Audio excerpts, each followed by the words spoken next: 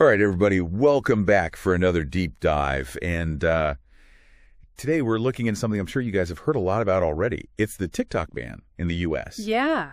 And we're not just talking about like rumors here. We've got the goods. We do. We've got the official notice right here from the Apple App Store. Straight from the source.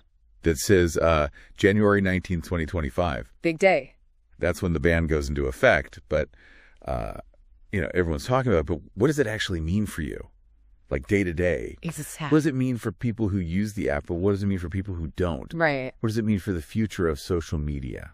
Well, that's what we're going to deep dive into today. Yeah. It's fascinating because it's not just as simple as you can't download it anymore or, whatever. Yeah. There's a lot of layers to it. And There are. It could affect you even if you don't even use TikTok. Well, let's get into it. Let's do it. So, first of all, I think we should just establish the fact that no more downloads for U.S. residents. Once this ban goes into effect, Correct. you can't get it if you don't already have it. Nope. But what about the people who do have it? That's where it gets interesting. What happens to the app when it's just frozen in time like that?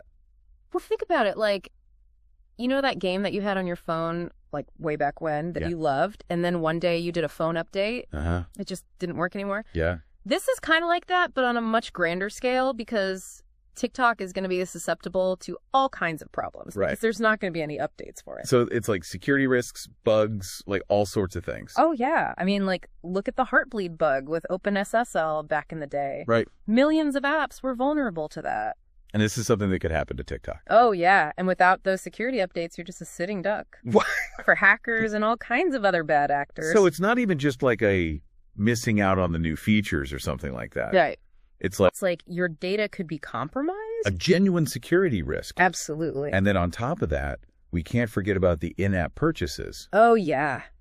Those are gone too. That's a huge part of the app. Right. So for those creators who make money that way, right, it's gone. It's gone. And for the people who want to support their favorite creators. Right. Or participate in like gift giving. They can't. Gone. So even if you have the app, yeah, the experience will degrade over time. Oh, sure. Now, what about the people who are like, well, what if I just download it when I'm on vacation in Europe or something? Yeah. And then come back to the U.S.?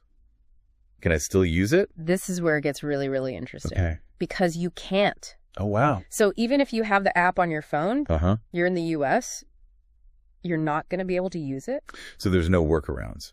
Well, I mean, people might think they can use a VPN to get around it, but does that work? No. Why not? Because your app is tied to your device and your App Store account, which is also tied to your U.S. residency. Right. Plus, Apple's got ways of figuring these things out and detecting VPNs. So it's not just about masking your location. No, it's about like you can't access the app, period. Wow. If you're in the U.S. So this really just shows how much power these tech giants have. Oh, yeah. They can just shut things down like that. Absolutely. And it highlights this like territorial nature that's happening in the digital world. It's like Netflix, how they have different shows in different countries. Exactly. And it's like, who knows what this could mean for other apps in the future. Right. It could be a sign of things to come.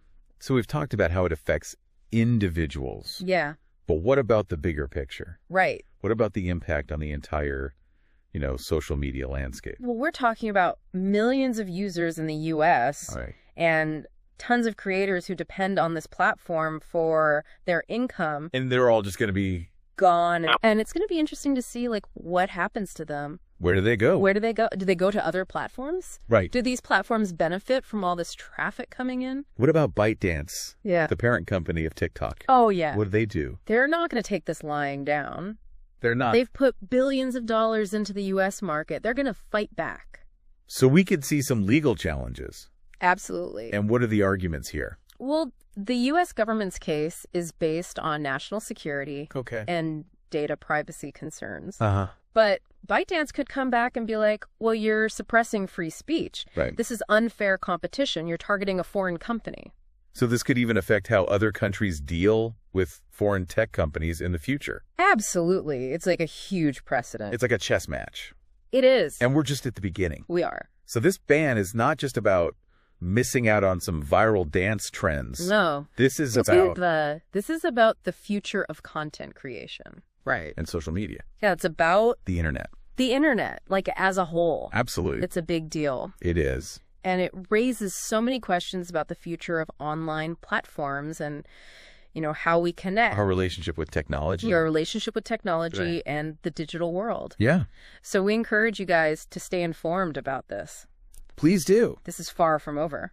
The story continues. The story continues. Keep watching. Keep watching and think about how this might affect your own digital habits. Yeah. What role do you want to play? What role do you want to play in the future of the internet? It's up to you. Thanks for joining us. Thanks for having me. See you next time. See ya.